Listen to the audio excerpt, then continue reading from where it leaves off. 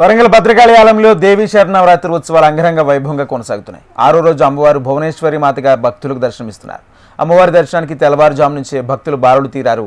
అమ్మవారిని పూజించడం ద్వారా సకల సంతోషాలు కలుగుతాయని, ఆమె దీవెనలు ఉంటే కష్ట నష్టాలు దూరమై సుఖ సంతోషాలతో సౌభాగ్యంగా జీవిస్తామంటున్న ఆలయ ప్రధాన అర్చకుడు నాగరాజుతో మా ప్రతినిధి నరేందర్ ఫేస్ టు ఫేస్. సర్వభువనములకు ఆదిదేవతగా భువనేశ్వరి ఆకారంలో ఇవాళ శ్రీ శ్రీ శ్రీ భద్రకాళి అమ్మవారు దర్శనమిస్తున్నారు. 6వ రోజు భువనేశ్వరిగా భక్తులకు కొంగు బంగారంగా నిలిచింది. భక్తులు కూడా భారీ సంఖ్యలో ఇక్కడికి వచ్చి అమ్మవారిని దర్శనం చేసుకుంటున్నారు. భక్తులను అడిగి తెలుసుకుందాం. అమ్మ, చెప్పండి, ఏంటి అమ్మవారి నవరాత్రుల్లో ఈ రూపము, ఈ దర్శనము ఎలా అనిపిస్తుంది? మాకు చాలా సంతోషంగా ఉందండి. ప్రతి సంవత్సరము మేము దసరా నవరాత్రులలో వచ్చి దర్శనం చేసుకుంటాము, అమ్మవారి సేవలో పాల్గొంటాము. ఈ నవరాత్రులు పూజించినంత తనకు జరిగిన సకల ఐశ్వర్యాలు ఇస్తుందని మా నమ్మకం. ఆరోగ్యము, ఐశ్వర్యము, అభివృద్ధి అన్నీ ఇస్తుందని మా నమ్మకం. చూస్తుంటే ఎలా అనిపిస్తుంది? 15 years నుంచి వస్తున్నామండి ఇక్కడికి. నవరాత్రుల్లో ప్రతి ఇయర్ వచ్చి మేము చండీ హోమం జరిపించుకుంటాము. చాలా అంటే ఆరోగ్యపరంగా కానీ ఐశ్వర్యపరంగా కానీ మాకు చాలా మంచి జరిగినట్టు అనిపిస్తుంది. సో అందుకే ఎవ్రీ ఇయర్ మేము తప్పకుండా నవరాత్రి టైంలో వచ్చి అమ్మవారి దగ్గర దర్శనం చేసుకొని చండీ హోమం చేయించుకుని వెళ్తాము. చూసినాం, ఇక్కడ అమ్మవారి దర్శనమే కాదు, చండీ హోమం చాలా ప్రాముఖ్యతతో కూడుకుంది. కాబట్టి ఇక్కడికి వచ్చి ప్రతి సంవత్సరం చండీ హోమం చేస్తుంటామని చెప్తా ఉన్నారు. చెప్పండి అమ్మా, అమ్మవారిని చూస్తుంటే ఎలా అనిపిస్తుంది? ఎందుకు ఇక్కడికి వచ్చారు? అమ్మవారి మహిమేంటి? అమ్మవారిని చూస్తే చాలా బాగా అనిపిస్తుంది. అమ్మవారిని చూస్తుంటే కళ్ళల్లో నీరు తిరిగి మేము నవరాత్రులు రోజు దర్శనం కోసం వస్తున్నాము. మాకు రోజు ఇక్కడ దర్శనం చేసుకుంటే చాలా బాగా అనిపిస్తుంది.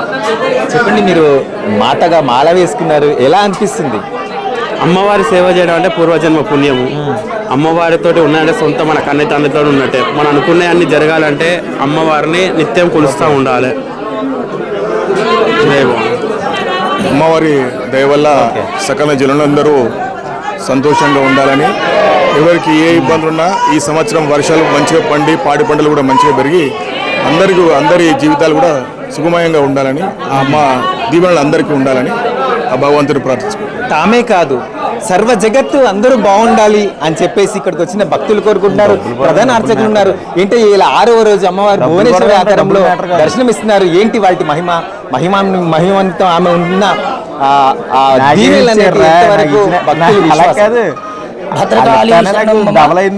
భద్రం శుద్ధాత్మ విజ్ఞానం భద్రలోకానురూపం మంగళ కలయతి జనయతి భద్రకాళి. భద్రకాళి అమ్మ అనగానే సమస్తమైన శుభ ఫలములను అందజేసే చక్కని తల్లి. అయితే నవరాత్రులు మనకి ఈ సంవత్సరం ఒక రోజు ఎక్కువ రావడము, భువనేశ్వరి అమ్మవారి దర్శనం ఇవాళ మనకు కలిగినది. మరి అంత సౌభాగ్యము.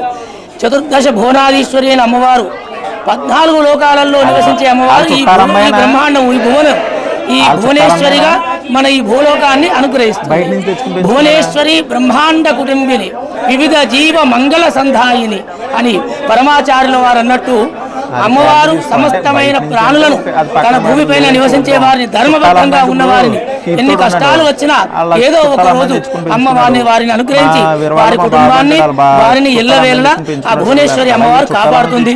ఆ అవతారం ఈ సంవత్సరమే మనకు కలిగినది. 9 రోజులు 10వ రోజు రావడం చేత భువనేశ్వరిగా ఇవాళ అమ్మవారు మనకు శోభాయమానంగా దర్శనమిస్తుంది. భువనేశ్వరి అమ్మవారిని చూడడం ద్వారా ఈ భూమిపైన నివసించే ప్రాణకోటిని అమ్మవారు తన ఆధీనంలో ఉంచుకొని అన్ని ప్రాణులను, అంటే ధర్మబద్ధంగా ఉన్నవారిని నేను కాపాడుతాను అని అమ్మవారు వేదంలో చెప్పినట్టే ఈ అమ్మవారి యొక్క దర్శనం ఇవాళ ఈ సంవత్సరం మనం కలుగుతున్నది. అందరినీ కూడా కాపాడే తల్లిగా, భూ అంటే భూమి, భువా అంటే ఆకాశము, అలాగే స్వర్గము, ఈ 3 కలిస్తే భువనేశ్వరి.